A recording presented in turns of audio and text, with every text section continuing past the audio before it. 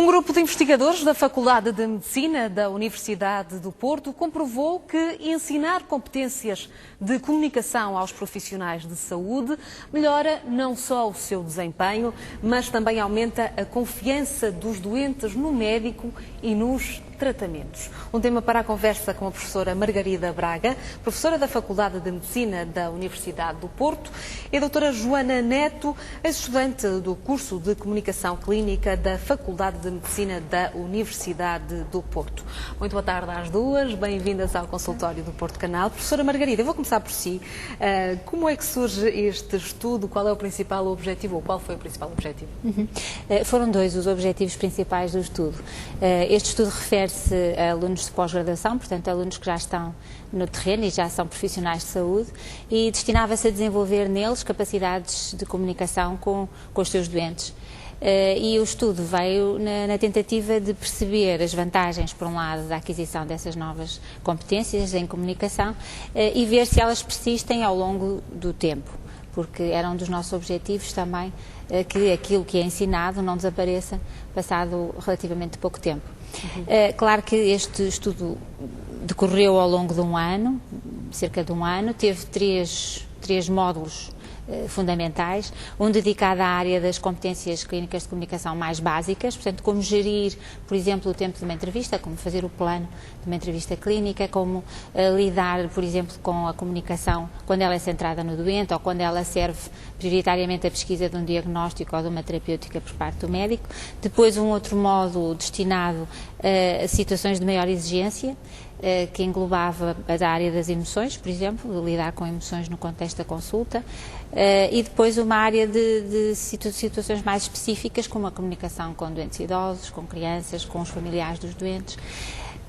No conjunto, este trabalho é uma reflexão, mas que nos permitiu também medir, digamos, os benefícios do próprio curso.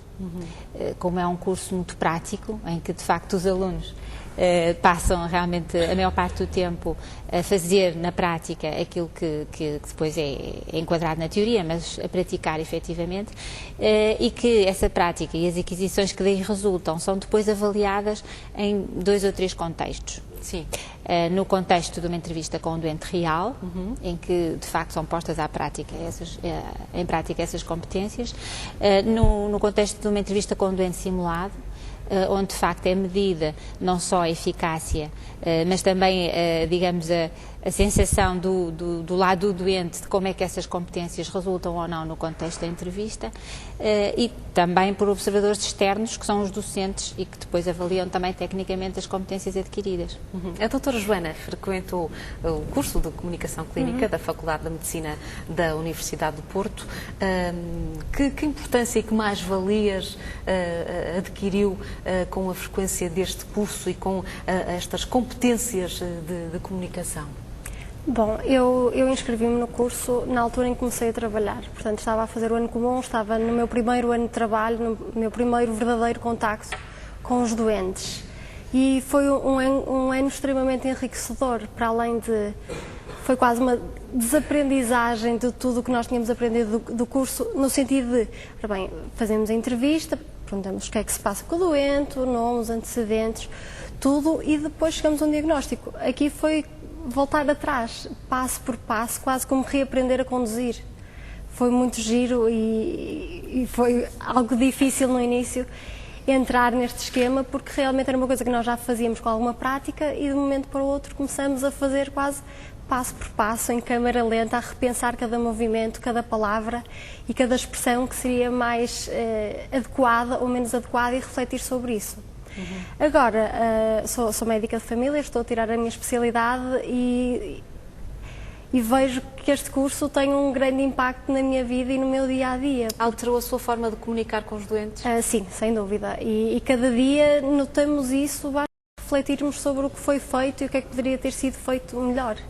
Mas acho que o curso foi extremamente interessante, extremamente importante, tanto que no nosso pequeno grupo de trabalho nós éramos médicos, enfermeiros, psicólogos, havia também psicólogos, portanto, e fisioterapeutas, e esta partilha de experiências e de diferentes formas de lidar com o mesmo utente ou com o mesmo doente foi também muito enriquecedor.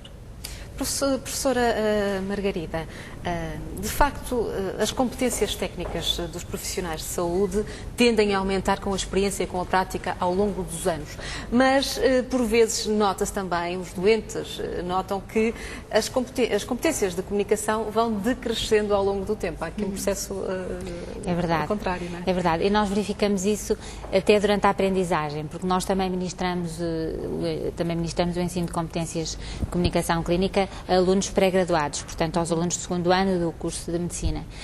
E, portanto, a nossa experiência diz-nos isso, que de facto nos anos subsequentes a tónica é posta no ensino muito mais técnico, muito mais virado para uma aprendizagem científica e menos relacional, digamos. E na pós-graduação acontece algo de semelhante, ou seja, à medida que a prática se vai acumulando, é mais fácil e se calhar mais... está tudo mais virado para o adquirir de competências na área científica, específica, técnica e menos no desenvolvimento das tais competências de comunicação. O que é facto é que nós sabemos que elas são muito importantes para o sucesso do clínico e para o sucesso da relação, não só em termos do bem-estar do doente, da sensação de ser apoiado, de ser atendido no seu sofrimento, mas também em termos particulares de alguns marcadores biológicos que nós sabemos que são indicadores de bem-estar em termos físicos e que são sensíveis a esta aquisição de competências de comunicação. Sabemos que para muitos doentes a comunicação clínica, uma comunicação clínica eficaz vai influenciar ou até determinar a cura. Sim, não é? Sim, claro, é muito importante, porque desde logo até na adesão que os doentes podem ter e na facilitação, exatamente, de cumprir tratamentos muitas vezes difíceis e exigentes por parte do doente. E de facto sentir que o médico está lá e que conhece as dificuldades do doente e consegue comunicar com ele sobre isso é fundamental. E depois, mesmo na área dos tais ditos marcadores biológicos, é possível verificar correlações entre a boa comunicação e o sentimento de que está a ser atendido e compreendido e a evolução positiva da saúde. Doutora Joana, na sua prática clínica, para si, o que é fundamental na comunicação com o paciente? É a comunicação não verbal, como um sorriso, um olhar mais atento, um gesto? São as palavras, a comunicação verbal, o que é? Bom, acaba por ser tudo, não é? Começando pela nossa postura para com a outra pessoa, até o pequeno pormenor de termos um pacote de lenços de papel em cima da mesa, uma atenção redobrada, o estar a ouvir de uma forma atenta e não estar só atentos ao computador, ou seja, darmos uma atenção especial àquela pessoa e não só ao processo patológico que temos que resolver.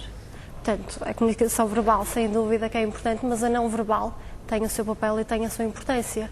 Eu lembro-me, por exemplo, de estar a ver exames auxiliares de diagnóstico de doentes em que por um exame já sabia que era uma condição séria, grave, e nós não podemos propriamente fazer uma expressão de surpresa e de nervosismo a abrir um exame. E isso são também competências treinadas durante o ano do curso. Quem diz isso diz, por exemplo, qual é a nossa postura quando temos de estar a escrever ao computador. São momentos mortos, mas que podemos explicar ao doente, fazê-lo perceber porque é que aquilo também é importante. Isso também contribui para a boa relação e para a futura terapêutica. Então, senhora professora, pergunto-lhe assim, como é que um clínico dá más notícias?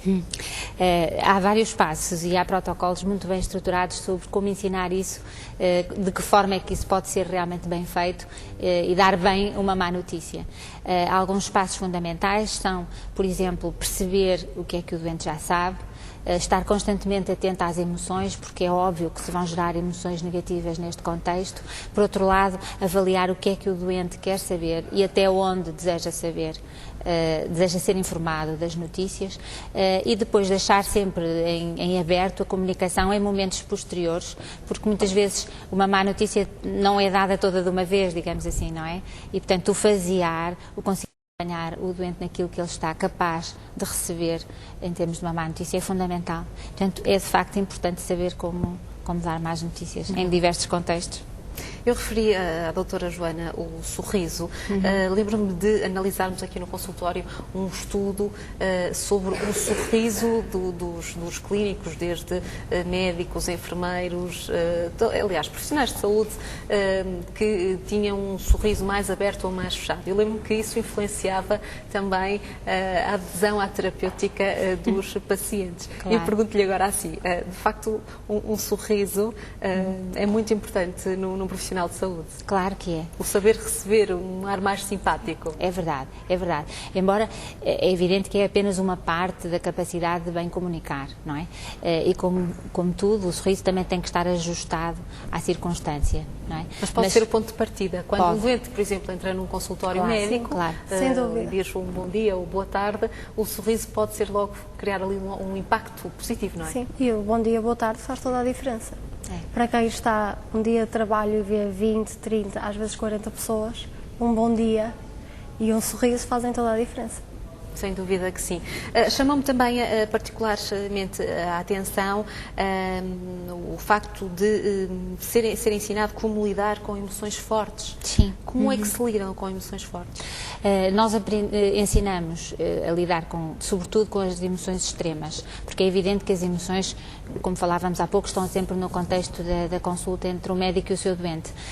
Mas particularmente quando se trata, por exemplo, de medo intenso, ou de tristeza, ou até de raiva, nós ensinamos de facto o profissional a compreender a situação, a aceitar e a dar a entender ao doente que aceita e compreende a emoção que ele está a manifestar, e ao mesmo tempo dar-lhe a possibilidade de ser apoiado, de ser, digamos, de fazer parte de um conjunto do qual ambos são participantes ativos, o médico e o doente, e que a partir desse trabalho de equipa vai ser possível reverter a situação que está na base dessa emoção.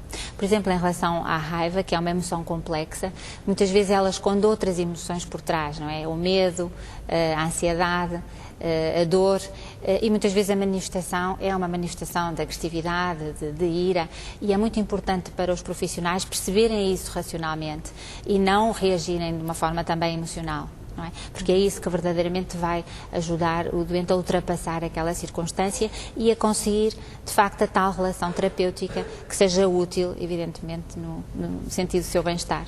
Muito bem.